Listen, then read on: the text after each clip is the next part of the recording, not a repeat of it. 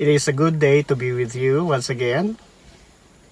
Here I am, your life coach, Insight to Live. In our episode today, I would like to discuss with you a topic about due fears. Due fears is most of our experiences. Most of us, we do not understand why we are experiencing fears in our life. I would like to share it with you. Seek the reasons of your fears. Now, if you have not subscribed yet to my YouTube channel, please subscribe, like, and share. Press the button so you will be updated in all of our videos. Welcome once again, and may the Almighty bless you and keep you. Shalom. I would like to use the book of Exodus chapter 2 verses 1 to 25, wherein in the life of Moses, he experienced a sudden fear in his life. That's the reason he escaped from the presence of the king of Egypt. At one time, when Moses saw two Israelites grumbling together, then one of them told Moses that, "Are you going to kill us also? Like how you kill an Egyptian, your brother?" These two Israelites failed to understand why Moses killed an Egyptian is because of his love to his brethren. They do not know that Moses is also a Hebrew. What happened to Moses after he noted that in his thought, nobody knows that he killed an Egyptian man? Then, Pharaoh sought to kill Moses is because of that event. Then after Moses noted that his life is being sought, then Moses went away and ran for his life. And here, in our discussion today, in the title, Seek the Reason of Your Fears, there are things to understand in the fears that we are having in our lives. First, what are the reasons of your fears? Because for the sake of others. We fail to understand the reason why we are experiencing fears in our lives is the lack of noting that we are fearing for others. Now, in this account, in the book of Exodus, you will see the reason why Moses got away from the presence of Pharaoh is because he is in fear of his life. And the reason of his fear is because he killed an Egyptian for the sake of a Hebrew man.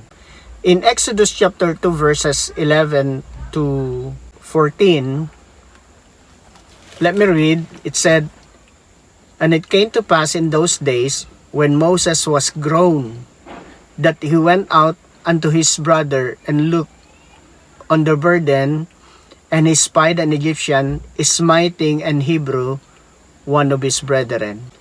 And he looked this way and that way, and when he saw that there was no man, he slew the Egyptian and hid him into the sand.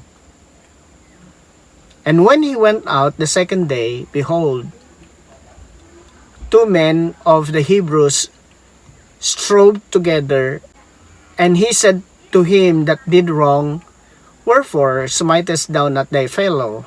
And he said, Who made thee a prince and a judge over us? Intendest thou to kill me, as thou killest the Egyptian? And Moses feared and said, Surely this thing is known." Please note the word, "and Moses feared and said, Surely this thing is known." Of course, the only purpose of Moses is to save his brethren. And that day, when he saw the strobe of an Egyptian and a Hebrew He was there to go to look the burden of the Hebrews. It is an intention that he is going to help the Hebrews. But what happened? When he saw the fight of the two, he killed the Egyptian. And when he saw the stroke of two Hebrews, what happened? Instead of giving him thanks of what he did to save the Hebrew man, a Hebrew person asked him, "Are you intended to kill us also like how you kill an Egyptian?" So the fear of Moses here is he perceived immediately that there's someone saw what he did to an Egyptian. That's why he ran away. Immediately on that day, he fell on fears. Is because someone saw what he did. Maybe like us also, brothers. Of course, when we did not note that what we are doing, then when people see what we have done, then that's the time that we feel fears. So what is our immediate action towards this thing? Of course, we would like to hide ourselves. Then number 2, seek the reason why you are in fears is because due to your loved ones. Again, Moses here, he killed an Egyptian man is because of his brethren. On that day when he killed an Egyptian man, he was there to go to see the burdens of his brethren. Now in verse 11 it said, "And it came to pass in those days when Moses was grown, that he went out into his brethren and looked on their burdens and spied an Egyptian smitten an Hebrew, one of his brethren." The only purpose of Moses that day was to look for the burdens of his brethren. And in verse 12 it said, "And he looked in this way and that way, and when he saw that there was no man, he slew the Egyptian and hid him in the sand." Our fears, we would like to do things for our loved ones in order for them to satisfy experience in life. And yet, sometimes they become the source of our burden, the source of our fears. Just like what Moses did. He killed an Egyptian man for the sake of his brethren. So to us, we are seeking to get more way of how to earn money is because we are fear that we might not give something to our loved ones. We have our love, we have our hope, and we have our burden for them. That's why what we are doing is to seek more chances how we can earn for more for them. And yet, what would be the end result of our fears for our brethren? Here you will see that the Hebrew men that he is trying to save did not see the utmost need, and they did not understand why Moses did is because they are his brethren. Sad to say that most of those who are in fear for their brothers, the reason why they have that feeling in themselves is because those whom he loved never tried love him in return. Next is not only due to our loved ones, but those fears that we have brings opportunity. Like in our situation today, we are in the pandemic. It is not nationwide, it is not countrywide, but it is the whole world. We are experiencing the pandemic. Well, for those who do not understand the reason why we have this, of course, fears comes in their ways. But those who understand the will of the Almighty, of course, kneeling down before the Almighty One is what we are doing. Because we do not know if this is a prophetical or intentional. In the fourth point that we are going to look at, this is opportunity. Opportunity to earn, opportunity to seek the Almighty, and opportunity to look at ourselves why we are in fears. Now, let me discuss first an opportunity to seek the Almighty. In Matthew chapter 6 verse 33 it said, "Seek ye first the kingdom of the Almighty and His righteousness, and all these things shall be added unto you." Let me use the word kingdom. The word kingdom is not heaven. It is rulership. Now the word seek, meaning having a relationship. So therefore, Matthew 6:33 said, having first a relationship and seek for His rule and His righteousness, and all these things shall be added unto you. The verse intends to show a relationship between you and the Almighty One.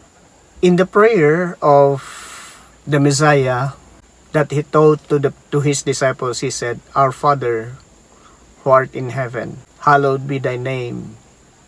Thy kingdom come, thine will be done." Please note the word, thy kingdom come. The word kingdom there is, thy rulership come. To sum it up, in other words, we need the Almighty to rule in the spirit of our flesh. Because our body, as it is said in 1 Corinthians, that we are the temple of the Spirit. As we know that the Almighty is Spirit, and the Almighty is the instructions in John chapter 1 verse 1.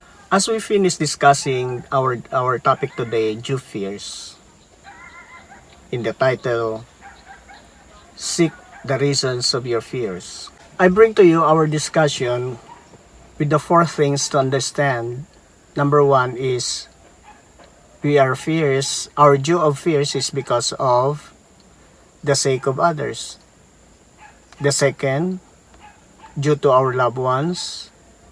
The third, brings forth opportunity. Number four in our discussion is sacrifice as freedom.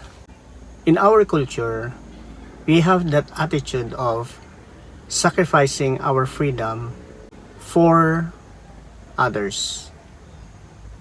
And it said in Exodus chapter 2 verse 14, "And he said, Who made thee a prince and a judge over us? Intendest thou to kill me as thou killedst the Egyptian?"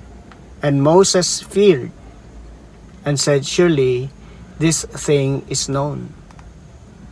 And in verse 15 it said, "Now when the Pharaoh heard, he sought to slay Moses, but Moses fled from the face of Pharaoh and dwelt in the land of Midian, and he sat down by a well." The thing that we discussed today with our topic, Jew fears, and we found out 4 reasons that we need to discover, we need to seek the reasons of our fears, that in order for us to be away of the unknown fears that we have, that we are experiencing. We discuss that this is for the sake of others. And also, due to our loved ones. Then, this brings forth opportunity also, and a sacrifice, freedom. I would like to emphasize the point that sometimes the fears that we have is an opportunity. Let's say, for example, Moses. when Moses fled out from the presence of Pharaoh, he went to the Midians. And you know what happened to him? In Exodus chapter 2 verse 17, it said, "And the shepherds came and down and drove them away, but Moses stood up and helped them and watered their flock. And when they came to Reuel, their father, and he said, 'How is it that you are come so soon today?' And they said, 'An Egyptian delivered us out of the hand of the shepherds, and also drew water enough for us, and watered the flock.' And in verse 20 it said, 'And he said unto his daughter, And where is he? Why is it that ye have left the man? Call him, that he may eat bread.'" What happened to Moses when he met the children of Reuel? Or when he met the family of Reuel? He got an opportunity to be part of the family of Reuel. And eventually, he became a husband of one of his children.